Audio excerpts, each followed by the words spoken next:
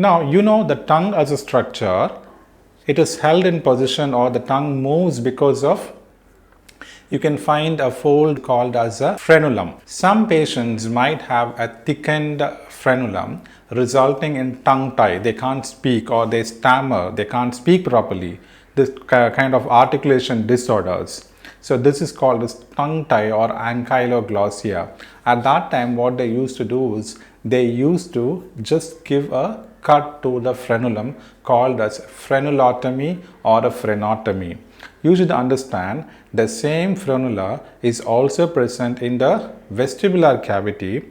So from the cheek to the oral cavity, there are numerous extensions called as frenulum. So that is a labial frenulum. So you should be knowing the difference whether it is a labial frenulum or a frenulum of the tongue, which is a lingual frenulum, because we have different codes. So frenotomy, an incision, just a surgical cut, and excision would be a frenectomy, and frenulotomy can be either labial or lingual. See the anatomic side and then pick the code.